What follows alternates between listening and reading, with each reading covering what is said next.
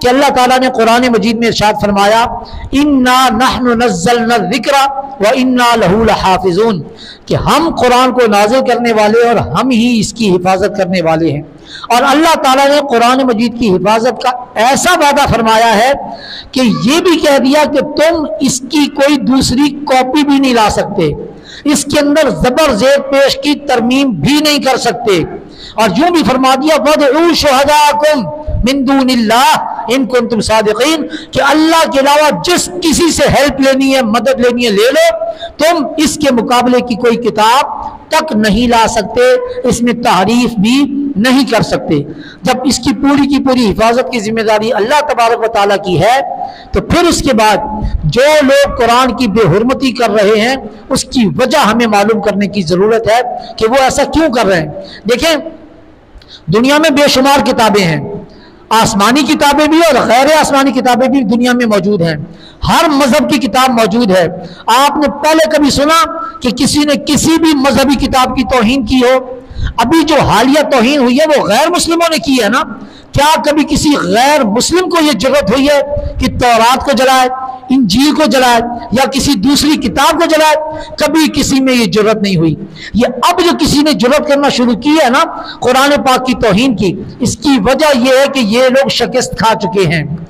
پہلے یہ اسلام کی توہین تو کرتے رہے اور اسلام کے ماننے والوں کی توہین بھی کرتے رہے، انبیاء کرام کی بھی توہین کرتے رہے، مگر اب جب انہوں نے دیکھا نا کہ ان کا آئین قرآن ہے اور قرآن کا ہم مقابلہ نہیں کر سکے، 1400 سال گزرنے کے باوجود رب تعالیٰ کا کیا ہوا چیلنج ہم نہیں توڑ سکے، ہم اس کتاب کے مقابلے میں کچھ بھی لے کر نہیں آ سکے، تو اب انہوں نے اس کتاب کی توہین کرنا شروع کر دی۔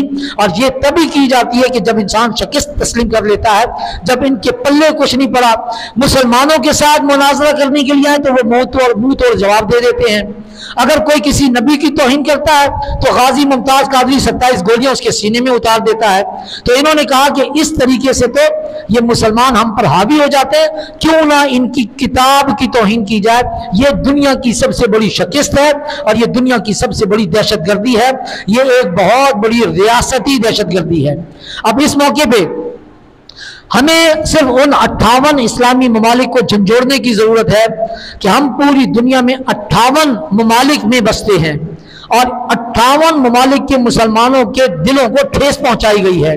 تو اب اس موقع پر ہم لوگوں کو بھی اپنے غصے کا اظہار کرنا چاہیے۔ ان لوگوں نے آزادی اظہار رائے کے نام پر قرآن کی توہین کی، بے حرمتی کی، تو اب اس آزادی اظہار کے نام پر بتائیے مسلمانوں نے کبھی کسی مذہب کو للکارا، کسی غیر اسلامی یا اسلامک کتاب کی توہین کی، کسی دوسری آسمانی کتاب کی توہین کی؟ قطعا نہیں۔ تو ان لوگوں کو یہ جرأت کیسے ہو گئی؟ اس کی وجہ یہ ہے کہ ہم لوگوں نے قرآن مجید کو بھلا دیا ہے۔ ہم لوگ قرآن کے حافظ تو تیار کرتے ہیں مگر محافظ تیار کرنے میں ہم ناکام ہو رہے ہیں۔ ہم لوگوں نے قرآن مجید پڑھا تو ہے، اس پر عمل کرنا چھوڑ دیا۔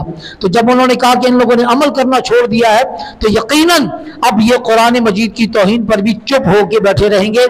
اس موقع پر ہمیں اپنے شدید ترین غصے کا اظہار کرنا چاہیے اور اگر موقع ملے تو ایسا کرنے والوں کے ہاتھ توڑنے چاہیے، آنکھیں نکال دینی چاہیے اور ان کا سر تن سے جدا کر دینا چاہیے تاکہ دوبارہ کسی کو جرأت نہ ہو۔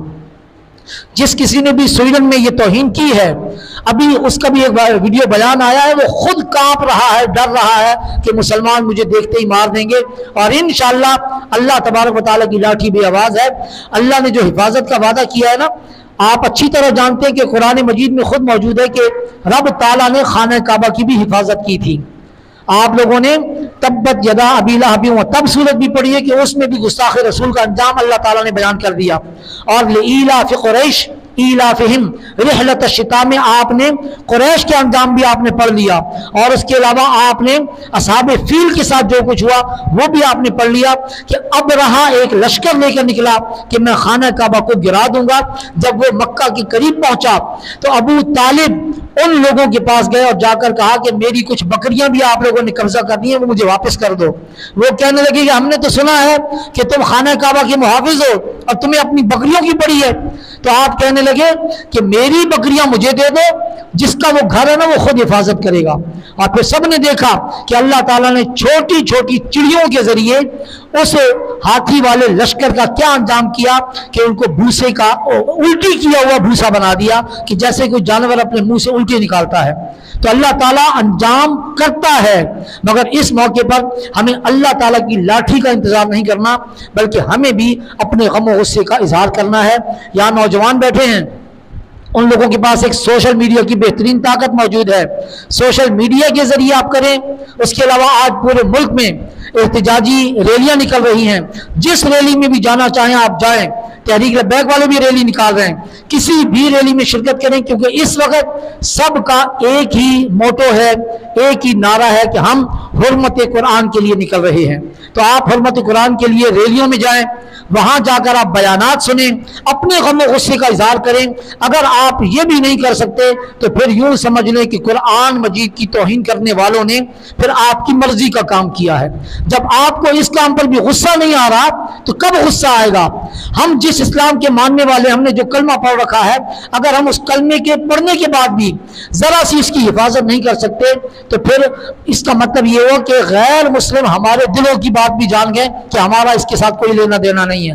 اب ہمیں یہ ثابت کرنا ہے کہ ہمارا اسلام کے ساتھ لینا دینا ہے، ہم اسلام کے ماننے والے ہیں، اور ہمیں غصہ بھی آتا ہے۔ ہمارے باپ کو گالی دے دو غصہ نہیں آئے گا، مگر اسلام اور شاعر اسلام کے خلاف بات کرو گے تو پھر ہم غم و غصے کا اظہار بھی کریں گے۔ یہ چند ایک باتیں تھیں میں نے آپ کے سامنے عرض کرنی تھی۔